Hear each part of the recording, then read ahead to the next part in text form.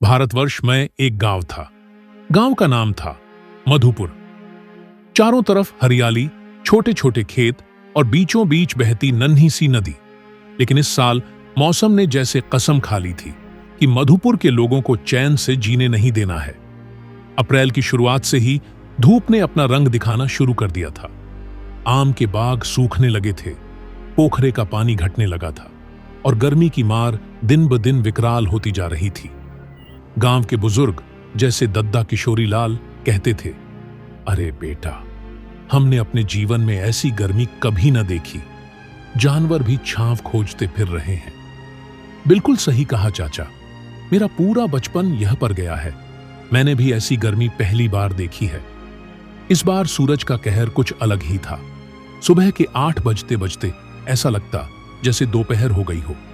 खेतों में काम करना तो दूर, लोग घरों से बाहर निकलने से डरने लगे थे। गांव की गलियां वीरान हो गई थीं। बच्चे भी, जो हमेशा धूल में लौटते रहते थे, अब घरों में दुबक कर बैठते थे। सबसे बड़ी मुसीबत थी पानी की। गांव का एकमात्र कुआं भी सूखने की कगार पर था और जो नल थे उनमें से आधे खराब पड़े थे। सरपंच रामस्वरूप ने एक पंचायत बुलाई। गांव के चौपाल में सब जमा हुए, घबराए हुए, परेशान चेहरे। रामस्वरूप बोले, भाइयों और बहनों, इस गर्मी ने हम सबका हाल बेहाल कर दिया है। हमें मिलकर कोई उपाय सोचना होगा, वरना पानी के बिना जीना मुश्किल हो जाएगा। तभी गांव की चतुर महिला श्यामा चाची, जो हमेशा नए नए उपाय सुझाती थीं, वह बोली, सरपंच जी, सबसे पहले तो जो भी नल खराब हैं उन्हें ठीक कराना चाहिए और एक टोली बनानी चाहिए जो हर घर में पानी का इस्तेमाल ध्यान से कराए। पानी की बर्बादी बिल्कुल नहीं होनी चाहिए। श्यामा चाची की बात सबको समझ आ गई। फौरन जल टोली पानान बनाई गई। बच्चों से लेकर बूढ़ों तक सबने मिलकर एक एक बाल्टी पानी बचाने की कसम खाई। पर मुसीबत तो मानो थमने का नाम ही नहीं ले रही थी। एक दिन दोपहर को अचानक खबर आई कि वनडुन अमरूद के बागवन में आग लग गई है। तेज गर्मी और सूखी घास ने आग को मिनटों में फैलाया। चारों तरफ धुआं। गांव के लोग बाल्टी, बर्तन जो मिला लेकर दौड़े।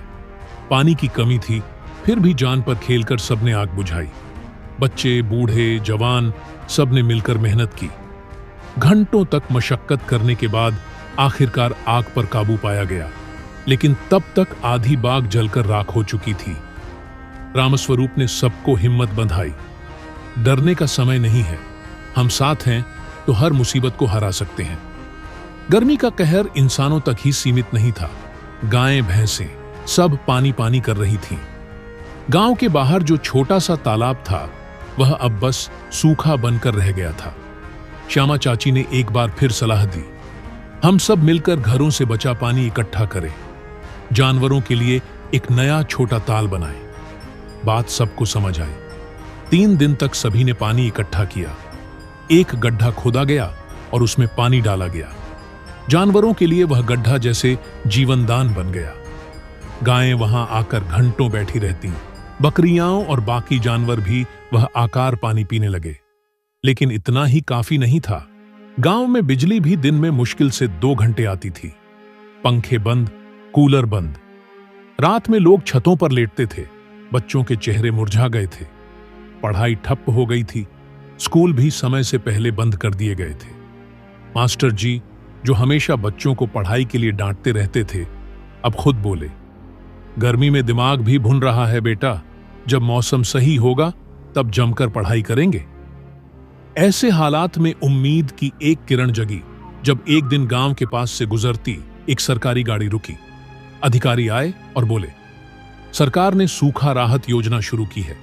हम यहां ट्यूबवेल लगवाएंगे और टैंकर से पानी भी आएगा। यह सुनते ही गांव में जैसे नई जान आ गई। टैंकरों से पानी आने लगा।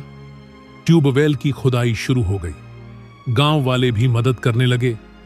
कुछ ही हफ्तों में स्थिति थोड़ी संभल गई। नल में पानी आने लगा।